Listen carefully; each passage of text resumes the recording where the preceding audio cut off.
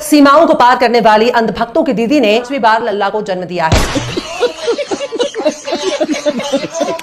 पतली सी है, रंग मुझ पे गया है अपने 2 टके की औरत, तो उसको फिल्टर में दिखा रही है, रंग तेरे पे है। तू क्या अपने आप को इतना समझ रही है कि तू इतनी खूबसूरत है?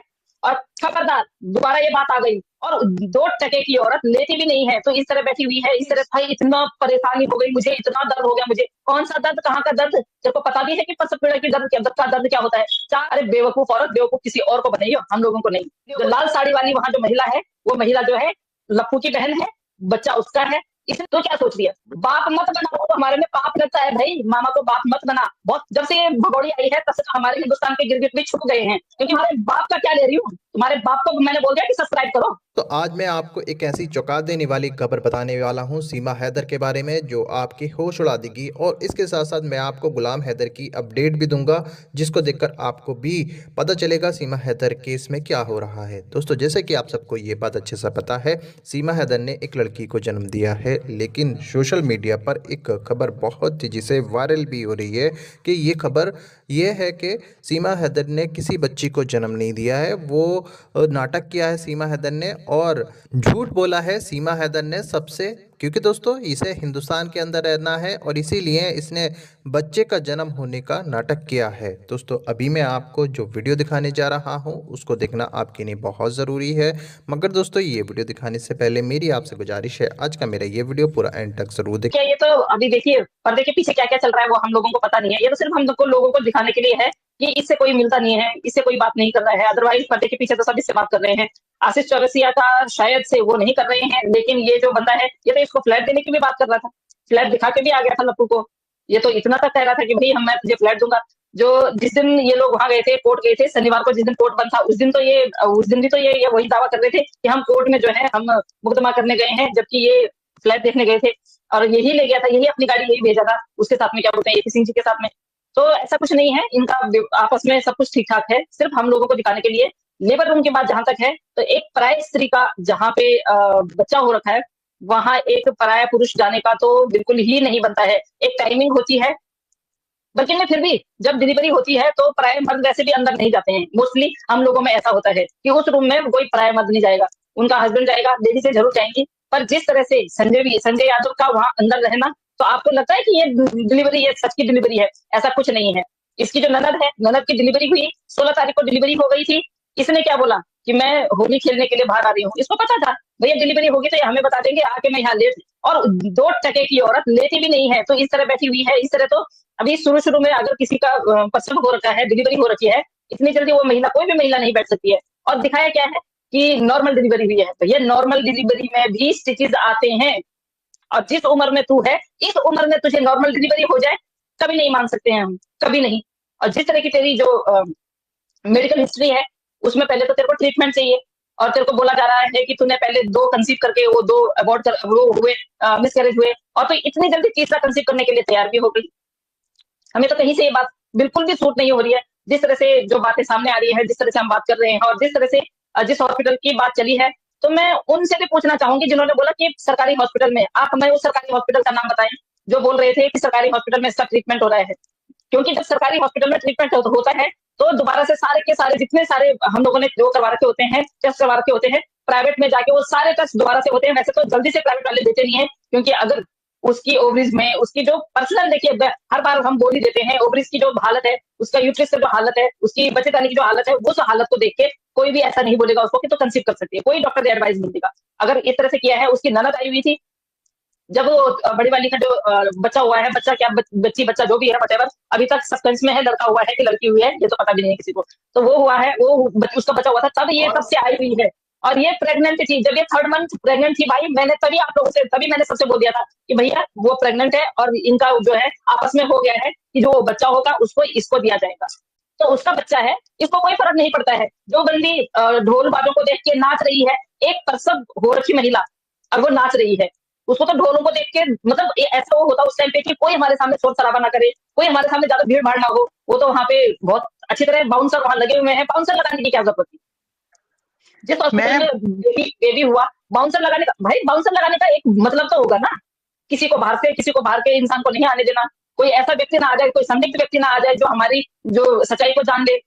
इस तरह से बाउंसर बाउंसर लगा के वहां बाउंसरों में भी आपस में ही वो हो गई, लड़ाई हो गई, उन पत्रकारों को हटाते हटाते, जो 2-2 टके के पत्रकार आते थे वहां, उनको भगाते भगाते। तो इसका ऐसा कुछ नहीं है, इसका कोई नहीं। अब जब ये इतनी ही सारी वो कर रही थी, इतना दिखावा कर रही थी, तो 2 मिनट में उस बच्चे के बगल में लेट जाती, पर बच्चा इसके पास था ही नहीं। बच्चा तो भैया माँ के पास था, क्योंकि माँ को फीड करवाना था, उसका ड्रेस फीड करवाना था। इसके पास बच्चा होता तो डेफिनेटली लेटे लेटे हुए हॉस्पिटल में बच्चे के साथ में लेटे हुए जाती। और बेगैरत औरत, इतनी बेशरम औरत है। एक वीडियो देखी मैंने उसकी, तेरी भाई इतना परेशानी हो गई मुझे, इतना दर्द हो गया मुझे। कौन सा दर्द, कहाँ का दर्द, तेरे को पता भी है कि प्रसव पीड़ा की दर्द क्या होता है? 4 बच्चे पैदा करने के बाद तेरे को 7वें महीने में पता चल रहा है कि तू प्रेग्नेंट है। अभी 7वें महीने में तो पता नहीं कहाँ से वो किट इकट्ठी करके लेके आ रही है, तो कह रही कि मैं प्रेग्नेंट हूँ। अरे बेवकूफ औरत, बेवकूफ किसी और को बनाइए, हम लोगों को नहीं। वीडियो को देखेंगे जहाँ पे जिस दिन इसकी गोद भराई इसने करवाई। अब आप लोग यकीन करो चाहे मत करो, इसने 26 कितनी तारीख को करवाया, 26-27 तारीख को करवाया है ना। यूट्यूब की जो वो आती है, पेमेंट आती है, इन्हीं दिनों में आती है, क्योंकि एपी सिंह जी तो भैया देखो करवाने वाले नहीं थे। सारा अरेंजमेंट जो है इन्होंने करवाया, पैसा इसने दिया, क्योंकि इसको जिद थी कि मैंने वो करवाना है, गोद भराई करवानी है। 9th मंथ में हमारे गोद भराई कभी नहीं होती है, 7th-8th मंथ में फिर भी हो जाती है। तो इसने क्या किया, आप जरा गौर से देखेंगे, जहाँ पे लप्पू नाच रहा है, लप्पू के साथ में ये नाच रही है ना, तो कैमरे को ये पीट करके जब ये नाचते नाचते वो बेबी बम्प नीचे खिसकता है ना, ये हाथ से उसको ऊपर चढ़ाती है। वो वीडियो मेरे पास है। वो साड़ी में उसने वो इस तरह से बांध रखा है कि वो साइड से जो पट्टी आती है ना टाइट करने की, वो पट्टी दिख रही है। देन जब बच्चा हो जाता है तो किसी ने बोला होगा इसको कि इतनी जल्दी ये सारा मत निकाल, जो बेबी बम्प इसने लगा रखा था, तो हल्का इसने रखा हुआ था, उसके अंदर जितने कपड़े इसने डालने थे वो इसने डाले। उसके बाद जब ये नाच रही थी, इसके पास बच्चा नहीं दिया गया। बच्चा जो है वो अपनी असली माँ के पास था। जो लाल साड़ी वाली वहां जो महिला है, वो महिला जो है लप्पू की बहन है, बच्चा उसका है। इसने क्या बोला कि सेम जो है रंग मुझ पे गया है, अपने 2 टके की औरत, तो उसको फिल्टर में दिखा रही है, रंग तेरे पे है। तू क्या अपने आप को इतना समझ रही है कि तू इतनी खूबसूरत है? तेरे को देख के तो मैं अपने घर में ऐसा पेंट भी ना करूं जैसे तुम वो करती है। हम तो अपने घर में पेंट भी बहुत पतला करते हैं कि उसकी पपड़ी ना निकले, तो पेंट भी इतना गहरा करती है, अपने पोतती है इतना सारा कुछ। तो उस छोटी बच्ची को, इतनी छोटी बच्ची को, भाई वो बच्ची हमारे लिए प्यारी है, वो हिंदुस्तान की है। उस बच्ची को भी, जैसे हम 4 बच्चों को सपोर्ट कर रहे हैं, हम उस बच्ची के लिए भी बहुत फिक्रमंद है, क्योंकि उस बच्ची की भी जिंदगी खराब कर रही है। अच्छा, उस बच्ची को दिखा रही है तो फिल्टर लगा के कह रही है कि रंग मेरे जैसा है और बिल्कुल शकल सूरत, और जो है ये उस पे गया है, तो शायद तो ये बोलना, हाँ, तो शायद वो क्या बोलते हैं बेगैरत औरत, तो ये भूल गई है। तूने क्या बोला था जब तेरी ननद आई थी? सेम जो है सचिन और सचिन की दीदी सेम एक जैसी शक्ल के हैं, तो भैया मामा पे ही जाएगी बच्ची। तो क्या सोच रही है? बाप मत बना, तो हमारे में पाप लगता है भाई, मामा को बाप मत बना, बहुत पाप लगता है हमारे में। बेशरम औरत। आपने बोला कि लोगों के घर में मातम हो गया, मातम किसी के घर में नहीं हुआ है। हम लोग देशभक्त हैं, तो हम बिल्कुल भी नहीं चाहते कि हमारे ही देश की बेटी को और हमारे ही देश में रह के एक बेगैरत औरत पैसों में खरीदे, तो इसलिए हमें दुख हो रहा है। अगर आपको दुख नहीं हो रहा है तो आपको हमने कोई वो नहीं दिया है राइट कि आप किसी के बारे में गलत बोलो, और आप फिर लाइव प्राइवेट कर देते हो, तो इस तरह तो आप बिल्कुल ना ही बोलो तो बहुत अच्छा है। आपको हमने पहले भी बोल दिया, और खबरदार मेरे बारे में तो बिल्कुल मत बोलना, मेरे घर वालों के बारे में, मेरे बच्चों के बारे में। पहले मैंने सहन कर लिया, ठीक है, अब सहन नहीं करूंगी। क्यों नहीं करूंगी? क्योंकि हम दल बदलू नहीं है। हम पता, हमने क्रिकेट की तरह रंग बदलना नहीं वो करते, हम रंग नहीं बदलते हैं। जब से ये भगोड़ी आई है तब से तो हमारे हिंदुस्तान के गिरगिट भी छुप गए हैं, क्योंकि वो कहते हैं कि इतना रंग तो हम बदलते थे, हमसे ज्यादा रंग बदलने वाली आ गई। तो हमें बिल्कुल गिरगिट की तरह रंग बदलना नहीं आता है, हमें झूठ बोलना नहीं आता है। हमें अगर हमसे कोई बड़ा है, वो हमें अगर डांट भी देता है तो हम खुशी खुशी सहन कर लेते हैं, कोई बात नहीं है, हमें फर्क नहीं पड़ता है। लेकिन हम किसी को इस तरह से किसी के लिए लाइव लगा के, चाहे वो मेरे से छोटा हो बड़ा हो, किसी को लाइव लगा के हम इस तरह से बेइज्जत नहीं करते हैं। हम फोन पे भले एक बात कर लेंगे, लेकिन इस तरह से नहीं करते हैं।